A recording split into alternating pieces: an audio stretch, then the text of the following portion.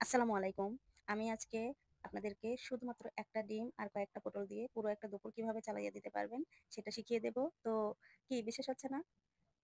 এই তো আমার রেসিপিটা দেখে নিন তাহলেই বিশ্বাস হয়ে যাবে। তো আমি এই তো কড়াই নিয়েছি, কড়াইতে দিয়ে দিয়েছি একটু তেল। এখানে একটু বাটার বা ঘি দিলেই রান্নাটা আরো অনেক বেশি মজা হয়। কিন্তু আমার কাছে আজকে আমার ঘরে বাটারও ছিল না, ঘিও ছিল না। শুধুমাত্র তেল দিয়েই আমি এই রান্নাটা করছি। তো তেলের মধ্যে আমি একটু জিরে আর গরম মসলা দিয়েছি। তো দিয়ে দেওয়ার পরে আমি এখানে দিয়ে দিলাম সেই আমার কেটে রাখা পটল। পটলগুলোকে আমি ভালো করে ছিলে, ধুয়ে পরিষ্কার করে এই তো ছোট, ছোট চাকা, চাকা করে কেটে নিয়েছি। আর এখানে আমি এর মধ্যে দিয়ে দিলাম একটু আদা বাটা। আদা বাটাটা দিলে এই মানে ভাজিটার ফ্লেভার একটা অন্যরকম হয়ে যাবে। আর এখানে আমি দিয়ে দিলাম মরিচের গুঁড়া আর দিয়ে দিলাম হলুদ গুঁড়া। হ্যাঁ, এখানে মরিচের গুঁড়া আর হলুদ গুঁড়াটা অবশ্যই দিতে হবে। কারণ এটা কাঁচামরিচ দিয়েও হয়তোবা রান্না করা যাবে, ভালো লাগতে পারে। আমি এটা গুঁড়া মরিচ দিয়েই সবসময় রান্না করি। আর আমি এখানে দিয়ে দিলাম বেশ অনেকটা পানি। পানিটা দেওয়ার কারণ এটাকে খুব ভালোভাবে সেদ্ধ করে নিতে হবে। তো এজন্য আমি এখানে পানি দিয়ে দিলাম। পানি দেওয়ার পরে আমি এগুলোকে বেশ ভালোভাবে নেড়ে-চেড়ে দিয়ে এই তো নেড়ে-চেড়ে দিয়ে আমি এগুলোকে একটু ঢাকনা দিয়ে ঢেকে সেদ্ধ করার জন্য রেখে দেব। আমি এটাকে ১-১.৫ মিনিট পরে আবারও ঢাকনা তুলে আমি এটাকে আবারও একটু নেড়ে-চেড়ে নিচ্ছি। তো এটাকে একটু নেড়ে-চেড়ে এভাবে নিয়ে ভালোভাবে একটু কষিয়ে, কষিয়ে রান্নাটা করতে হবে। পটল ভাজা তো অনেক খেয়েছেন। কিন্তু এরকমভাবে কি কখনো খেয়েছেন? একদিন খেয়ে দেখবেন, সত্যি বলছি আমি, আমার নাম করতে বাধ্য হবেন। এভাবে একদিন পটল ভেজে খেয়ে দেখবেন।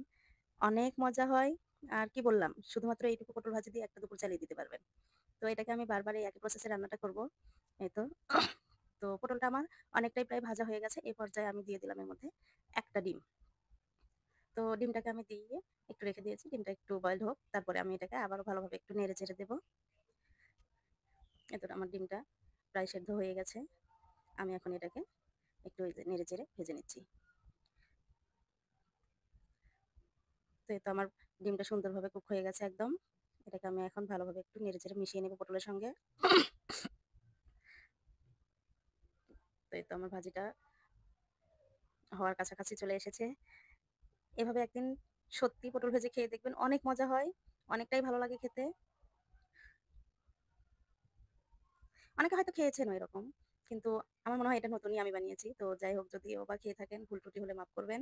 আর রেসিপিটা দেখে যদি ভালো লাগে তাহলে অবশ্যই লাইক, কমেন্ট, শেয়ার দিয়ে পাশে থাকবেন। সাবস্ক্রাইব করবেন আমার চ্যানেলটাকে।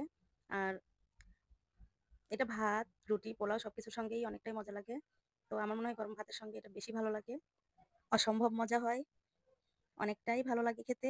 বিশ্বাস না হলে একদিন বানিয়ে খেয়ে দেখবেন। আগেই বলেছি আমার নাম করতে বাধ্য হবেন। পটল ভাজি অনেকভাবেই অনেকে করে খাওয়া হয়, আমরা খাই। কিন্তু এরকমভাবে বোধহয় আমার মনে হয় এরকমভাবে বোধহয় আমরা খাই না। তো একদিন বানিয়ে খেয়ে দেখবেন। ভালো লাগলে অবশ্যই কমেন্টে জানাবেন। আল্লাহ হাফেজ।